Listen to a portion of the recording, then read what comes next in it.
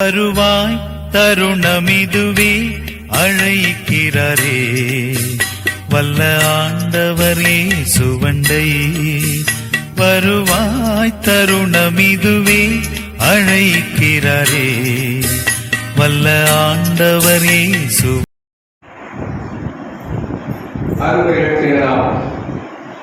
இயேசு கிறிஸ்துவினுடைய வெளியேறப்பட்ட நாமத்தினாலே உங்கள் யாவருக்கும் என் அன்பான வாழ்த்துக்களை தெரிவித்துக் கொள்கின்றேன். நம்முடைய கிறிஸ்தவ வாழ்க்கையில பல நேரங்களிலே பிரச்சனைகள் வருகின்ற சூழ்நிலையாக இருந்தாலும் சரி, அல்லது பாடுகள் வருகின்ற நேரங்களாக இருந்தாலும் சரி, நம்முடைய ஆவிக்குரிய நிலையில சில தடுமாற்றங்கள் வரத்தான் செய்யும். அப்படி தடுமாற்றங்கள் வரும் பொழுது ஒருவேளை சரீரம் பலவீனப்பட்டு இருந்தால் சரீரத்திலே பலவீனங்கள் வரலாம். அல்லது நம்முடைய ஆவிக்குரிய வாழ்க்கையிலே விசுவாசத்திலே சில தடுமாற்றங்கள் வரலாம். நம்பிக்கை இழந்த சூழ்நிலைகள் வரலாம். இந்த சூழ்நிலைகளை எப்படி அதிலிருந்து நாம் வெளியே வர முடியும் என்பதை இன்றைக்கு நாம் பார்க்கக்கூடியதான இந்த செய்தியிலிருந்து சில காரியங்களை நாம் சிந்திக்க இருக்கின்றோம். இந்த செய்தியுடைய தலைப்பு பாறையிலே கீறல் என்கிற ஒரு தலைப்பை கொடுத்திருக்கின்றேன். இந்த லூக்கா எழுதின சுவிசேஷத்தில் பேதுரு என்கிறதான ஒரு மனிதனை குறித்து நாம் வாசிக்க கேட்டோம். இந்த சம்பவங்கள் 4 நற்செய்தி நூல்களிலும் சொல்லப்பட்டிருக்கிறது. சில செய்திகள் ஏதாவது 2 புத்தகங்கள் இருக்கும், மற்ற 2 புத்தகங்கள் இருக்காது. ஆனால் இந்த சம்பவம் 4 நற்செய்தி நூல்களையும் அதன் ஆசிரியர்கள் பதிவு செய்து வைத்திருக்கிறார். அப்படின்னு சொன்னால் இந்த செய்தியானது மிக மிக ஒரு முக்கியமான செய்தி என்பதை இந்த ஆசிரியர்கள் ஒருவேளை நினைத்தார்களோ என்னவோ தெரியவில்லை. இந்த செய்தியை அவர்கள் என்ன செய்கிறார்கள், தங்களுடைய புஸ்தகத்திலே அவர்கள் பதிவு செய்து வைத்திருக்கிறார்கள்.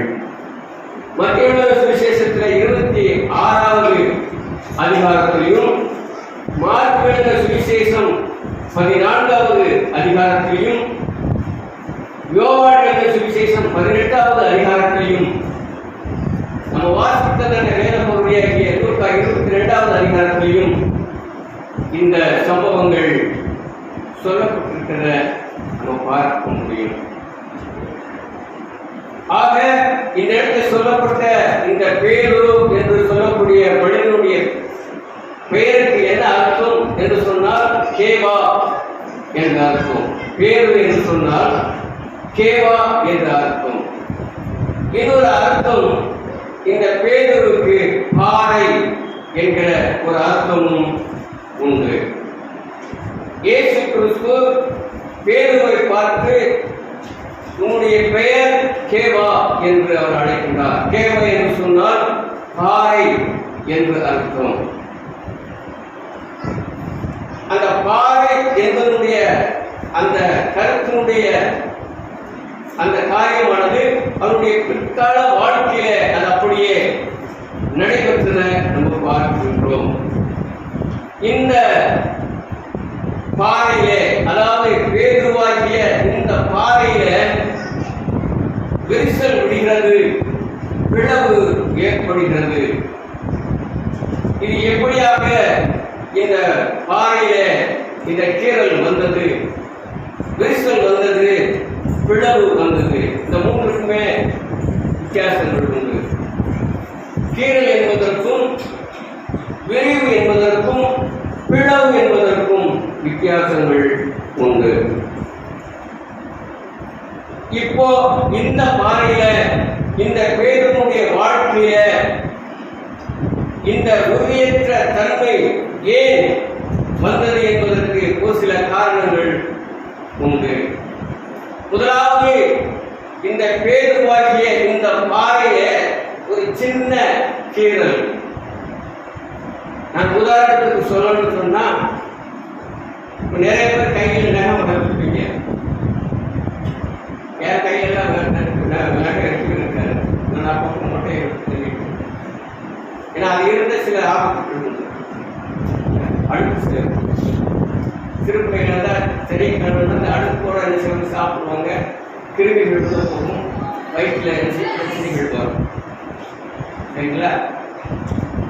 இந்த நகை இருக்கிறதுனால சில நேரத்தில் கோபம் வந்தா பரண்டிடும், பீறி விட்டுவாங்க. இந்த இதுக்கு பேர் தான் கீரல் இல்லையா? சின்னதா சில நேரம் அந்த கீரல் விழுந்துச்சுன்னு சொன்னா ரத்தம் வரதுக்கு முன்னாடி அந்த சதை பகுதி வெள்ளையா இருக்கு, அதுக்கப்புறம் தான் ரத்தம் வரும். இதுக்கு பேர் தான் கீரல். இப்போ இந்த கீரல், இந்த பாறையில சின்ன கீரல் விழுந்திருக்கு. பாறை எப்படியா கீரல் விழும் அப்படின்னு நம்ம ஒரு கேள்வி எழுப்பலாம். வரும், பாறையிலே கூட கீரல் வரும். ஏன்னா அதுவும் கடவுளால் படைக்கப்பட்ட ஒரு காரியம் தான். இங்கே இந்த பேருவாகிய இந்த பாறையில இப்படிப்பட்ட சம்பவம் நடந்ததற்கு ஒரு சில காரியங்கள் உண்டு. அது என்ன? முதலாவது, தற்பெருமை. இந்த பேருவனிடத்துல தற்பெருமை வந்ததினாலே அங்கே அவனுக்கு ஒரு சின்ன கீரல் என்ன செய்கிறது? வருகிறதை பார்க்கணும். ஆண்டவர் ஒரு எச்சரிப்பு கொடுக்கிறார்.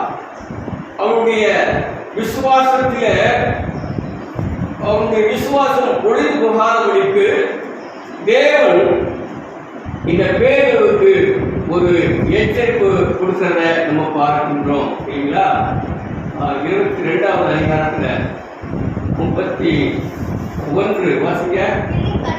பின்னும் கட்டு, சீமோனே சீமோனே, இதோ கோதுமையை சுலகினால் புடைக்கிறது போல சாத்தான் உங்களை குறைப்பதற்கு உத்தரவு கேட்டுக்கொண்டான். நானோ உன் விசுவாசம் ஒளிந்து போகாதபடிக்கு உனக்காக வேண்டிக் கொண்டேன். நீ குணப்பட்ட பின்பு உன் சகோதரரை போய் சிறப்படுத்து அப்படிங்கிற ஒரு எச்சரிக்கை கொடுக்கிறார். உங்களுடைய விசுவாசம் ஒளிந்து போகாமல் இருக்கு. ஏன்னு சொன்னா அந்த 31வது சொல்றாரு, சீமோனே, இல்லையா? சீமோனே அப்படின்னு 2 முறை கூப்பிடுறாரு. சீமோனே சீமோனே, கோதுமையை கலச்சினா சுலகினால் புடைக்கிறது போல சாத்தான் உன்னை புடைப்பதற்காக நான் நினைத்திருக்கிறேன் உத்தரவு. அப்போ உன் அருகாமையில சாத்தான் இருக்கிறான்.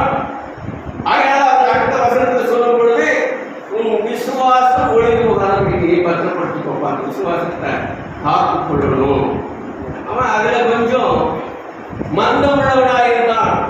அதனால அவன் கொஞ்சம் பெருமை கொண்டவனாக அவன் நினைக்கிறான். அங்கே இருக்கிறத பார்க்கிறோம். உங்க விசுவாசம் ஒளிந்து போகும் என்பதை அவர் சுட்டிக்காட்டி, இந்த விசுவாசம் முன்னிலிருந்து ஒளிந்து போகாதபடிக்கு நீ எச்சரிக்கையாக இரு. ஏனென்று சொன்னால் சாத்தானானவன் உன் அருகிலே இருக்கிறான். அவன் சொலகா போட்டு உடைக்கிற மாதிரி உடைப்பதற்கு ஆயத்தமாக இருக்கிறான். நீ ஜாக்கிரதையாக இருந்துக்கோ. நமக்கு ஒரு அசத்தன்மை அதுக்கப்புறம் பார்க்கலாம். அப்படித்தான் பேரும் இருந்தான். ஆண்டவர் சொல்லிட்டார், வந்ததுக்கப்புறம் பார்த்துக்கலாம், இந்த நாடகத்தை பார்த்துருப்பேன் அப்படிங்கிற ஒரு அசத்தன்மை இன்னைக்கு அநேகருடைய வாழ்க்கையை என்ன செய்கிறது? காணப்படுகிறது. பேருடைய இந்த பாறையில இல்லையா கீழே விழுந்ததற்கு அவனுக்குள் இருந்ததான அந்த தற்பெருமை இல்லையா ஒரு காரணமாக காணப்படுகிறது. வேதத்தில் வாசிக்கிறோம். நீதிமொழிகளின் புஸ்தகம் 16வது அதிகாரம் 18வது வசனத்தை வாசியுங்கள். நீதிமொழிகள் அழிவுக்கு முன்னானது அகந்தை, வீழ்ச்சிக்கு முன்னானது வீண் பெருமை. சாலமோன் ராஜா இந்த அருமையான நீதிமொழியை எழுதி வைத்திருக்கிறார். ஒரு மனிதன் அழிந்து போவதற்கு முன்னாடி அவனுக்குள் காணப்படுகிறதான மேன்மைதான் அவனை அழிவுல கொண்டு போய் என்ன செய்யும், சேர்க்கும். அது மாத்திரமல்ல, நீ வீழ்ந்து போவதற்கு உனக்குள் இருக்கிறதான அந்த வீணான பெருமைதான் உன்னுடைய வீழ்ச்சிக்கு காரணமாக இருக்கும் என்பதை சாலமோன் ஞாபகம். ஒருவேளை இந்த வார்த்தை கூட பேதுரு மறந்து விட்டானோ என்னவோ தெரியவில்லை. அவன் ஆண்டவர் சொன்ன அந்த எச்சரிப்பை மறந்தவனாக தன்னுடைய விசுவாசம் ஒரு நாள் குறைய போகிறது என்பதை ஆண்டவர் முன்கூட்டியே சொன்ன இந்த பேதுரு மறந்து விட்டானோ என்னவோ தெரியவில்லை. உன்னுடைய வாழ்க்கையில விசுவாசம் குறைவதற்கு அவனுடைய பெருமை, அவனுடைய அகந்தை ஒரு காரணமாக அமைந்து விட்டத இங்கே நம்ம பார்க்க முடிகிறது. இல்ல 1 கொரிந்தியர் 10வது அதிகாரம் 12வது வசனத்திலே நம்ம வாசிக்கிறோம்.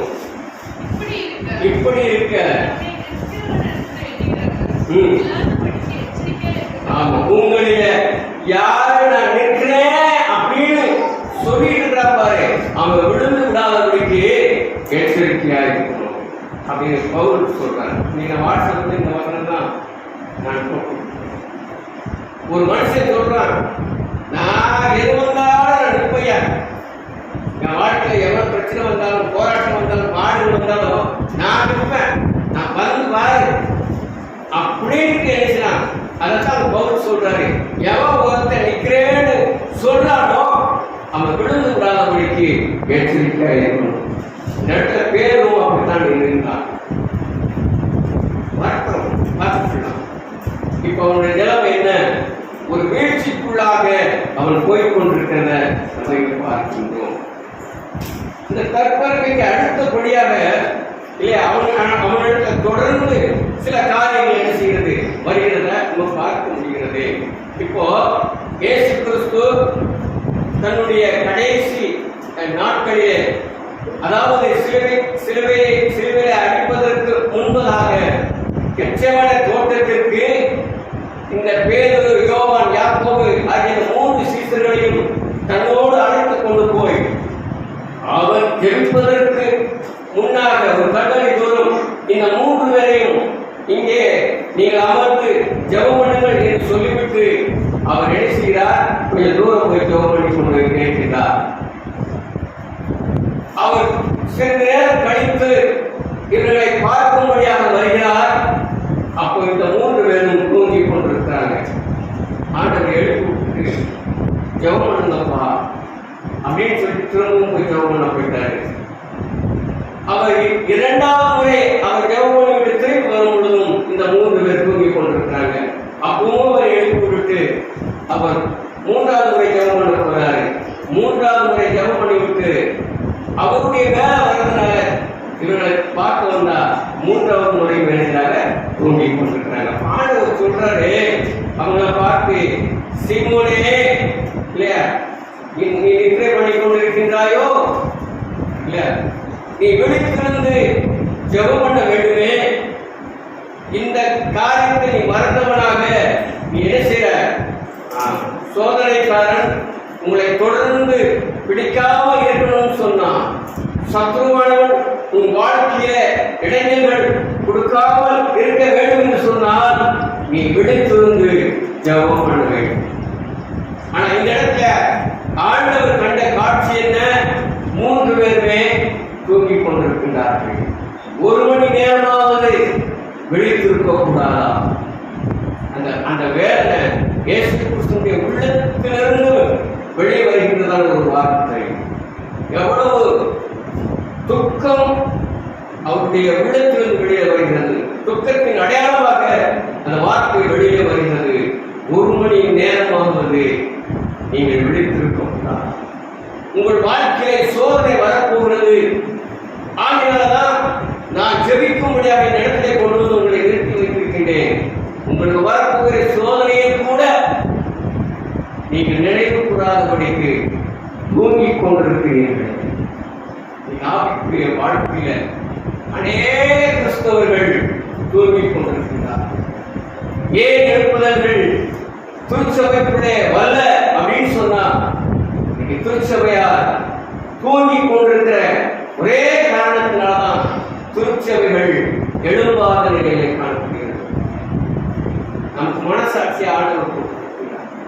அவங்க மனசாட்சி நிமித்தம் நம்மை சோதனை செய்து பார்த்தால் நம்ம எந்த அளவுக்கு நம்முடைய திருச்சபைக்கு செவித்துக் கொண்டிருக்கிறோம் என்பது அவங்க நான் சொல்லி தெரியணும்னு அவசியம் கிடையவே கிடையாது. நான் சிறுபிள்ளைகளுக்கு படிச்சு சொல்லிட்டு இருக்கிறேன். ஞாயிற்றுக்கிழமை சபைக்கு வருவதை தவிர்க்காதீங்க. பள்ளிக்கூடத்தில் நிறைய பழு கொடுத்துதான் செய்வாங்க. இல்ல லீவு கிடைக்கும் போது உங்க புத்தகத்தை எடுத்து நல்லா படிங்க.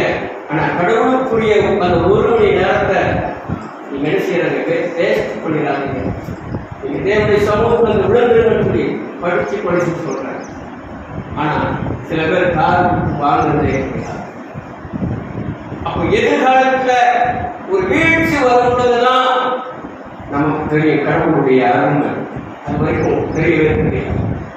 இடத்துல பேரு தனக்கு வரப்போற எதிர்காலத்துல வரப்போற வீழ்ச்சியை அவன் கொஞ்சமும் தன் மனதிலே எண்ணாதவனாக அவன் மனப்போல வாழ்க்கையை வாழ்ந்து கொண்டிருக்கின்றான். ஆண்டவர் ஒவ்வொரு முறையும் இந்த பேருவை எச்சரித்துக் கொண்டே வருகிறார். ஆனாலும் இந்த பேரு தனக்குள்ளே இருந்ததான அந்த தற்பெருமையினால அகந்தையினால வந்தா பார்த்துக்கலாம் என்கிற அந்த ஒரு எண்ணத்தினாலே அவன் செயல்பட்டுக் கொண்டிருக்கிற இந்த செயல்பாடுகள் எல்லாம் நமக்கு வெளிப்பட்டுக் கொண்டிருக்கிறது. அப்போ ஆண்டவரிடத்தில் ஜெபிப்பதற்கு பதிலாக அவன் நித்திரைக்கு முதலிடம் கொடுக்கிறவனாக இருந்தான். அதனாலதான் அந்த பாறையாகிய அந்த பேருடைய வாழ்க்கையில ஒரு கீறல் ஏற்படுகிறது. வேற எதனால அவனுக்கு அந்த கீறல் வந்தது அப்படின்னு சொல்லி பார்த்தீங்கன்னு சொன்னா அவன் தன் சுயத்தை நம்பினவனாக வாழ்ந்து கொண்டிருந்தான். இந்த பேர் சுயம் மனிதனை சாப்பிடிக்கும். தன் மாம்சம் தன் சரீரம் சொல்லுகிற காரியங்களை ஒரு மனிதன் கேட்டு நடப்பான் என்று சொன்னால் அவனுடைய வாழ்க்கையில நிச்சயம் வீழ்ச்சி உண்டு என்பதை நம்ம மறந்து விடக்கூடாது. தேவனை சார்ந்து தேவனிடத்தில் ஆலோசனை கேட்டு நம்முடைய வாழ்க்கையை நாம் செய்யும் பொழுது நம்முடைய வாழ்க்கையை முன்னேற்றத்தை பார்க்க முடியும். ஆனால் இந்த இடத்துல பேரு தன்னுடைய சுயத்தை தன் மாம்சத்தை அவன் சார்ந்து வாழ்கிறவனாக காணப்படுகிறத இங்கே பார்க்கின்றோம். சரிங்களா? யோவான் எழுதின சுவிசேஷம் 18வது அதிகாரம் யோவான் 18:10-11. தன்னிடத்தில் இருந்த பட்டயத்தை உருவி பிரதான ஆசாரியனுடைய வேலைக்காரனை வலது காதல வெட்டினால் அந்த வேலைக்காரனுக்கு மல்கூஸ் என்று பெயர். அப்பொழுது பேதுருவை நோக்கி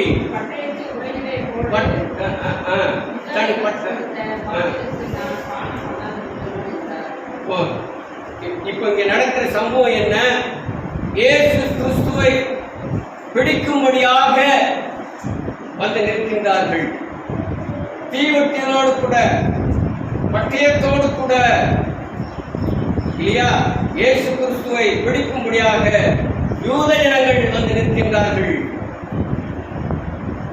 இந்த சூழ்நிலையில பேதுரு தன்னிடத்தில் ஒரு பட்டயத்தை வைத்திருக்கின்றான். அந்த பட்டயத்தை உருவி அங்கே நின்று கொண்டிருக்கிற ஒருவனுடைய காதை துண்ட வெட்டி எடுத்து கொடுக்கின்றான். இந்த இடத்துல அவன் செய்கிற காரியம் என்ன? தன்னுடைய சுயத்தை அவன் நாடுகிறான். அவனோடு கூட அவனுடைய எஜமான் கூட இருக்கின்றார். இயேசு கிறிஸ்து அவனோடு கூட இருக்கின்றார். அவன் இருக்கின்ற பொழுதே அவன் தன் சுயத்தை என்ன செய்கிறான்? அவன் பயன்படுத்துகிறான். தான் வைத்திருந்ததான பட்டயத்தை கொஞ்சமும் தயக்கமின்றி அவன் என்ன செய்கிறான்? உருவி அவன் வெட்டுகிறத நம்ம இங்கே பார்க்கின்றோம். அப்போ ஆவிக்குரிய வாழ்க்கையில அநேக மனிதர்கள் தன்னுடைய மாம்சத்தை, தன்னுடைய சுயத்தை நம்புகிறவர்களாக இருக்கின்றார்கள்.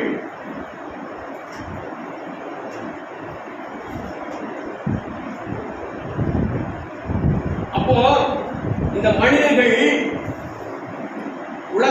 உலகத்தினால் சம்பாதித்த அந்த உலக பொருட்களை கொண்டு, பணத்தை கொண்டு, பட்டயத்தை கொண்டு, இல்லையா, தன்னுடைய பதவியை கொண்டு, அதிகாரம் என்கிறதான அந்த காரியத்தை வைத்து இன்னைக்கு செயல்பட்டுக் கொண்டிருக்கிறத நம்ம பார்க்கின்றோம். இவையெல்லாம் என்ன? அவனுக்குள் இருக்கிறதான அந்த சுயத்தினாலே இந்த காரியங்கள் எல்லாம் அவன் செயல்படுகிறான். பதவியை வைத்து எதை வேணாலும் பண்ணிடலாம், அதிகாரத்தை வைத்து எதையும் செய்திடலாம், பணத்தை வைத்து நான் இதை பண்ணிடுவேன், நான் அதை பண்ணிடுவேன் அப்படின்னு சொல்லி இன்னைக்கு அனைவரும் தன்னுடைய சுயத்தை நம்பி, தன் மாம்சத்தை நம்பி அவன் தன்னுடைய அந்த ஆவிக்குரிய வாழ்க்கையை என்ன செய்கிறான்? சோர்ந்து போகிறவனாக காணப்படுகின்றான். பேதனுடைய வாழ்க்கையில கீழல் விழுந்ததனுடைய காரணம் என்ன? அவனுடைய சுயத்தை அவன் நம்பினதுனால. அது மாத்திரமல்ல, இன்னும் இந்த கீழே விழுவதற்கான இன்னொரு காரணம் என்ன அப்படின்னு சொல்லி நீங்க பார்த்தீங்கன்னு சொன்னா, உண்மைக்காக நிற்கணும். கடைசி வரை இன்னைக்கு அநேகர் உண்மைக்காக நிற்பது கிடையாது. பொய்யான காரியங்களுக்கு, மாயையான காரியங்களுக்கு தன்னை ஒப்புக் கொடுத்து விடுகிறார்கள் அனைத்து. ஆனால் உண்மைக்காக நிற்கணும். அதுவும் தனித்து நிற்பதற்கு என்ன செஞ்சுக்கணும்? பழகிக் கொள்ள வேண்டும். 4 பேர் நம்மளை கூட வச்சுக்கிட்டு நம்ம நிற்கக்கூடாது. தனித்தவர்களாக நின்று அதை ஜெயப்படணும். ஆனா இந்த இடத்துல பேதுருவானவன் தனித்து நிற்கும்படியான ஒரு செயல்பாட்டுக்குள் அவன் இறங்குகிறான். அவனுடைய வீழ்ச்சிக்கு இதுவும் ஒரு காரணம் என்ன செய்கிறது? காணப்படுகிறது. எப்படி என்கிற நான் எங்களுக்கு இந்த பகுதியில் அவங்களுக்கு சொல்ல விரும்புகிறேன். முதலாவது, இயேசு கிறிஸ்து சிலுவையில தொங்கிக் கொண்டிருக்கிற அந்த வேளையில இயேசு கிறிஸ்துவுக்கு என்ன நடக்கிறது என்பதை பார்க்கும்படியாக பேதுரு அங்கே சுற்றி சுற்றி வந்து கொண்டே இருக்கிறார். இயேசு கிறிஸ்துவுக்கு நடக்கிற சம்பவங்களை எல்லாம் அவன் கண்கூடாக பார்த்துக் கொண்டே அவன் இருக்கின்றான். லூக்கா 22வது அதிகாரம் 34வது வசனத்தை நீங்கள் வாசியுங்கள்.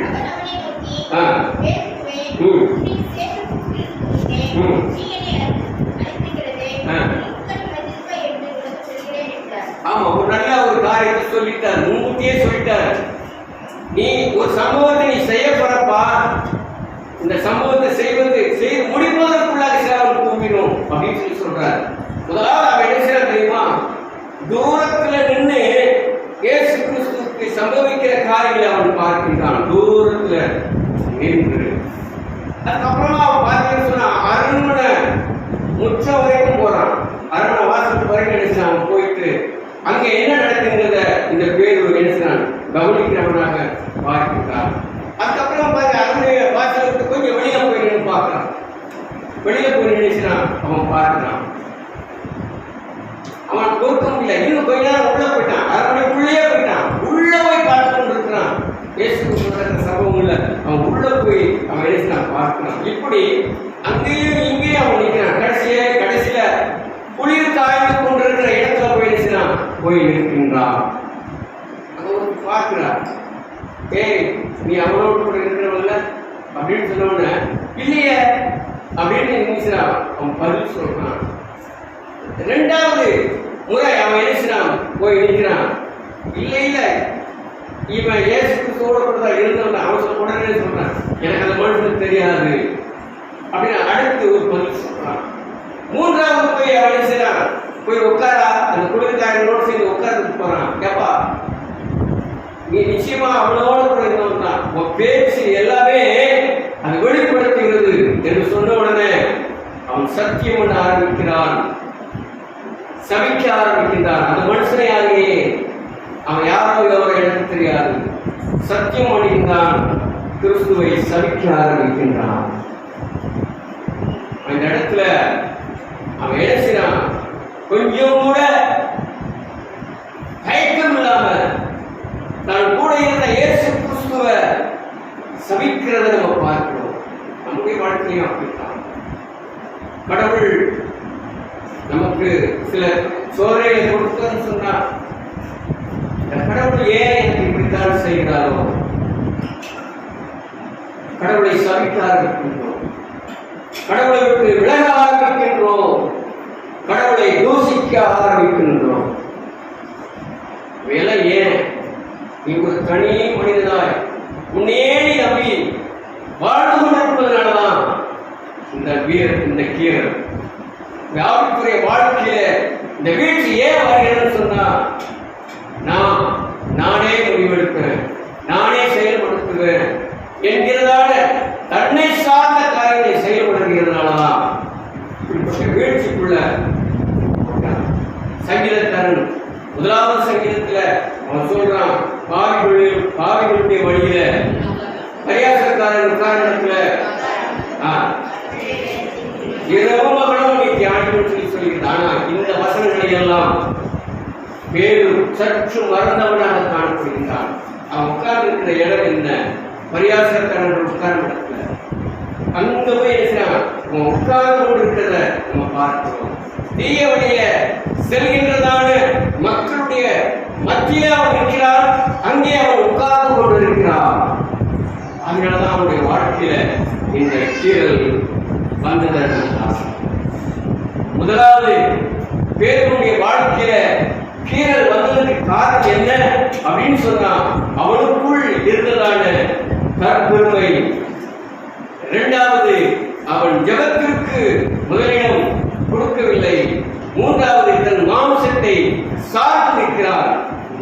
நான்காவது, தன்னை மட்டும் அவன் பிரதிபலிக்கிறவனாக அவன் என்ன செய்கிறான்? காணப்படுகின்றான். அடுத்தபடியாக இந்த பாறையில கீரல் விழுந்தது. இப்பொழுது விரிசலும் பிளவும் என்ன செய்கிறது? வருகிறது. பேருடைய வாழ்க்கையில் இந்த சின்னதாக இருந்த அந்த கீரல் சற்று பெரிதாக மாறிக்கொண்டு வருகிறத நம்ம பார்க்கின்றோம்.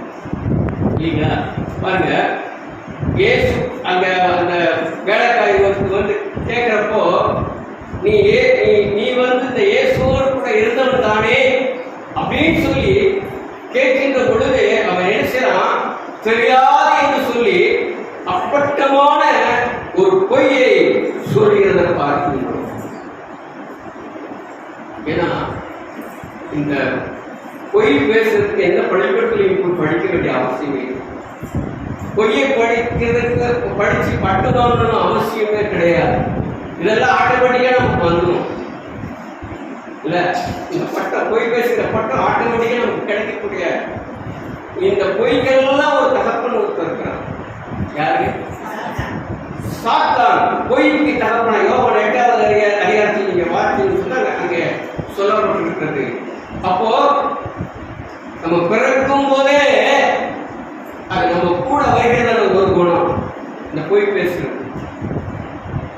இப்போ இந்த இடத்துல இந்த பேரு ஒரு அப்பட்டமான ஒரு பொய்யை சொல்கிறத இங்க நம்ம பார்க்கிறோம். இப்போ இப்படி சொல்லும் பொழுது கீரல் டான் என்ன செய்து விழ ஆரம்பிக்குது.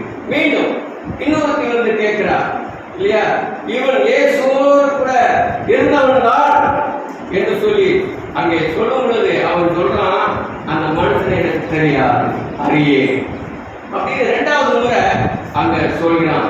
இந்த 2வது முறை சொல்லும் பொழுது இந்த கீரல் விரிசலாக மாறுகிறது. 3வது நம்ம அவன் சொல்லும்போது அங்க இருந்தவங்க என்ன செய்றாங்க? மெய்யாகவே நீயும் அவர்களில ஒருத்தன் தான்.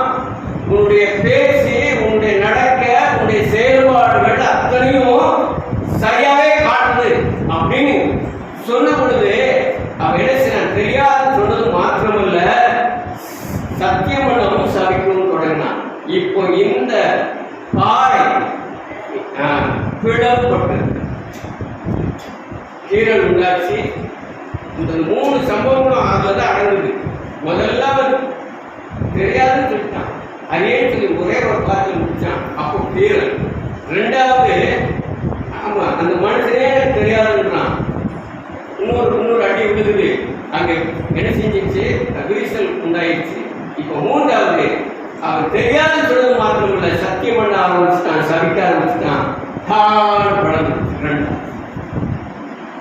அனைவருடைய வாழ்க்கை இருக்கு, விசுவாச வாழ்க்கை, ஆவுக்குரிய வாழ்க்கை சின்னதா இருந்து, கொஞ்சமா இருந்து, இல்ல பாட்டு கிளாஸுக்கு வாங்க அப்படின்னு சொன்னா ஆரம்பத்தில் உற்சாகமாக வருவாங்க.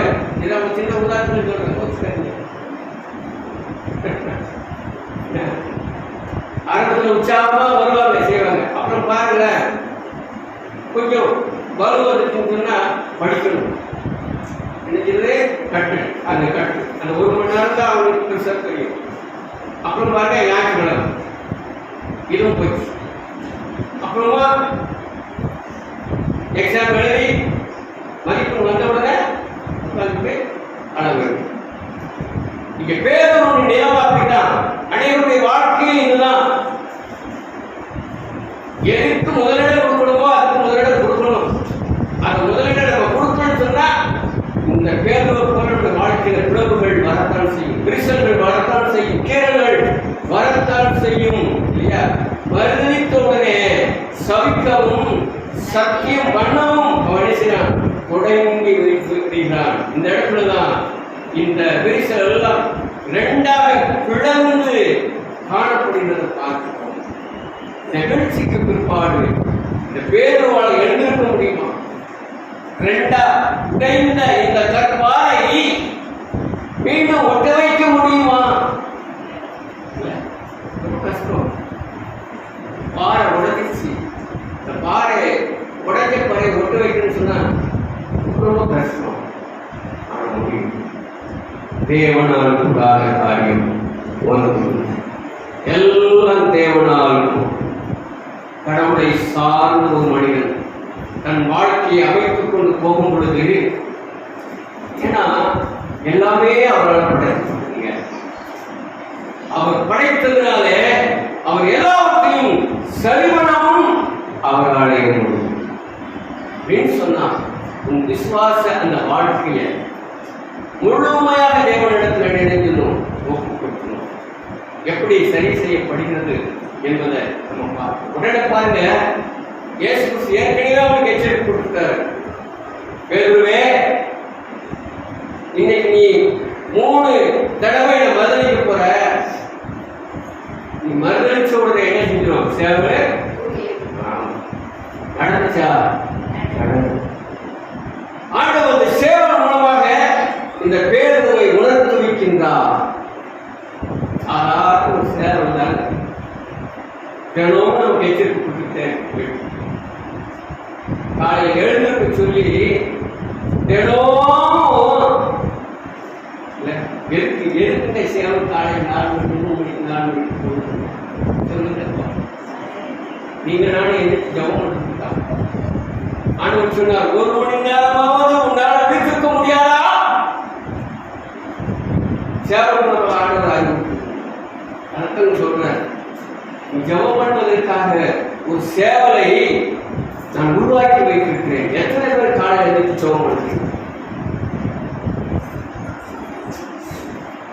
எப்படி நம்முடைய ஆபத்துடைய வாழ்க்கை பொன்னாக ஆண்டவர்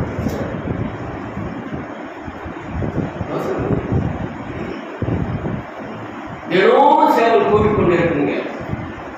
நீ அலாரம் கூட வைக்க வேண்டாம். உன்னை எழுப்புவதற்கு ஆண்டவர் ஒரு காரியத்தை உருவாக்கி வைத்திருக்கிறாரே. நீ காலையில் எழுச்சி தேவனுடைய சமூகத்தில் ஒரு 5 நிமிஷம் நான் ஜெபம் பண்றேன்னு எத்தனை நிமிஷம் சொல்ல முடியும்? கண்டிப்பாக சொல்றேன். தேவனுடைய சமூகத்தில் காலையில் எழுச்சி நீங்க ஜெபம் பண்றது ஆசீர்வாதம் இழந்துட்டே இருக்கிறார். ஆண்டவர் சொல்றார், 1 மணி நேரம் எடுத்து போகிறார். ஆண்டவருக்காக நம்ம வாழ்க்கையை அர்ப்பணிப்பதற்கு நம்ம ரொம்ப தயங்கி கொண்டிருக்கிறோம். நீ சோதனைக்குள்ளதான் கடந்து சொல்ல முடியும், பிரச்சனைக்குள்ளதான் நீ கடந்து சொல்ல முடியும், தேவனை விட்டு தூரமாக நீ போய்கொண்டிருக்க முடியும். இந்த காரியத்தை நீ செய்யலன்னு சொன்னார். இந்த இடத்துல ஆண்டவர் முதலாவது இந்த பேதுருவை சேவல் மூலமாக உணர்த்துகிறார். அவனை கொண்டு வைப்பதற்கு சேவல் மூலமாக உணர்த்தி வைக்கின்றார். அவன் மனம் கசந்து அழுகிறான். ஐயோ, என் ஆண்டவரை நான் மறுதளிச்சுட்டேன், எனக்கு எத்தனையோ தடவை எச்சரிப்பு கொடுத்தாரு, நான் கேட்காம போயிட்டேன். அந்த சேவல் மூலமாக ஆண்டவர் எனக்கு ஒரு பெரிய பாடத்தை கற்றுக் கொடுத்துக் கொண்டிருக்கிறாரு. ஆண்டவர்கள் போறேன், ஆண்டவர்கள் கண்ணீர் விட்டு மனம் கசந்து அழுது அறிக்கை செய்து, ஆண்டவரே என்னை மன்னியும், நான் ஒரு பாவி என்று சொல்லி அவன் கதவை ஆண்டவருக்கு முறையிட்ட பொழுது ஆண்டவர் அவனை துருவமாக தன்னிடத்தை சேர்ப்பதற்காக அவனை கொட்ட வைக்கின்றார். விரிசல் விழுந்ததான அந்த பாறையை பிளவுபட்ட அந்த பாறையை கொஞ்சம் கொஞ்சமாக ஆண்டவர் எடுக்கிறார், ஒட்ட வைக்கிறத நம்ம பார்க்கிறோம். யோவான் 21 அதிகாரத்துல மிக அழகான ஒரு உரையாடலை நீங்கள் வாசிக்க முடியும். 3 முறை ஆண்டவர் பேதுருவிடத்துல கேட்கின்றார், சீமோன் பேதுருவே, என்னை நேசிக்கின்றாயா? என்னிடத்தில் நீ அன்பு கூறுகின்றாயா? என்னை நேசிக்கின்றாயா? இந்த 3 முறை தேவன் இந்த பேதுருவை கேட்க அவன் உள்ளம் அப்படியாய் உடைகிறது. ஒரு தெய்வீகம் அவனுக்குள்ள வருகிறது. ஆண்டவர், நான் உங்களை நேசிக்கிறேன், உனக்கு நான் அன்பு கூறுகிறேன். ஆண்டவர் தனக்கு அன்புமையாலே விரிசல் விழுந்த பிளவுபட்ட பேருடைய வாழ்க்கையை ஒட்ட வைக்கிறார். கிறிஸ்துடைய அன்பு ஒவ்வொருவருடைய வாழ்க்கை அவர்கள் அந்த அன்பு ஒரு மனிதனுக்குள்ள வந்துச்சுன்னு சொன்னா அவன் ஆவிக்குரிய வாழ்க்கை எவ்வளவு பிளவுபட்டு கிடந்தாலும் சரி, அவர் அந்த அன்பினாலே அப்படியே மூடி அவருடைய பிள்ளைகள் என்கிற அதிகாரத்துக்குள்ளாக அவர்களை வழிநடத்த பேருடைய வாழ்க்கையில அவருடைய விளைவளிக்க முடியாத அன்பினாலே அவனுடைய பிளவு ஒட்ட வைக்கப்பட்டத இங்கே நம்ம நினைக்கிறோம், இங்கே நம்ம சரி செய்யப்படுகிறது. அவன் மனம் வருந்தி அவன் அழுகிறத பார்க்கிறோம்.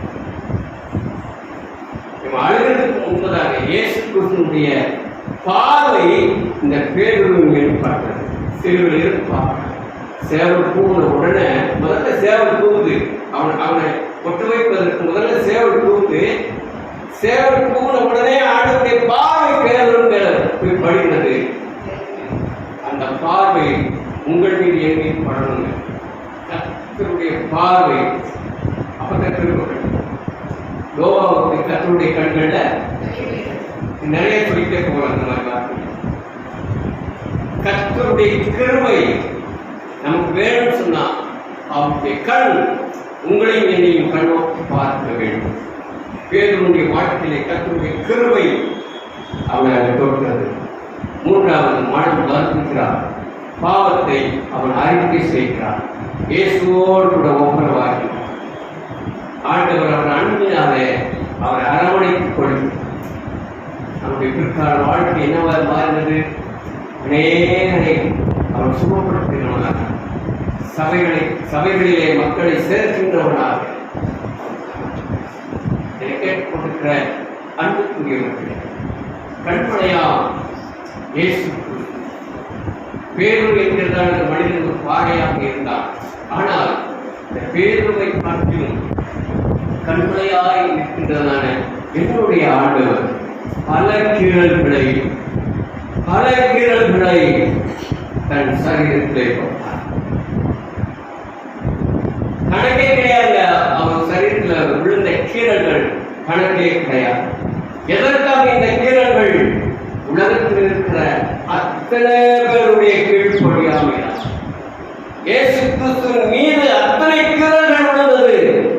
நீங்களும் நானும் நமக்குள் இருக்கிற ஆவிக்குரிய வாழ்க்கையை சரி செய்யும்படியாக, விசுவாச வாழ்க்கையை நம்ம ஒன்று சேரும்படியாக, அவரோடு கூட உறவை வைத்துக் கொள்ளும்படியாக கல்வாரி சிலுவையிலே பல கீரல்களை இந்த கண்மனையாக்கிய என் இயேசு கிறிஸ்து பாடுபட்டு சம்பாதித்து வைத்திருக்கிற வேறு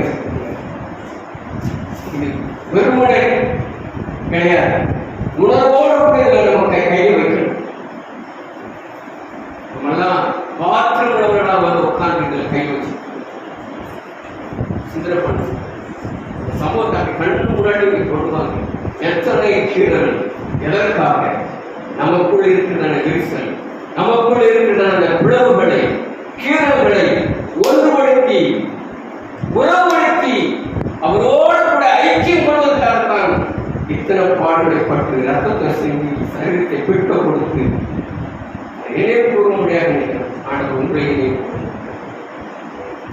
வேறு போன்ற உங்கள் வாழ்க்கையில கீரல் இருக்கிறதா, விரிசல் இருக்கிறதா, பிளவு இருக்கிறதா? நீங்க தான் நிதானிக்க அறிய அந்த சிந்தனையோடு கர்த்தருடைய பள்ளியில்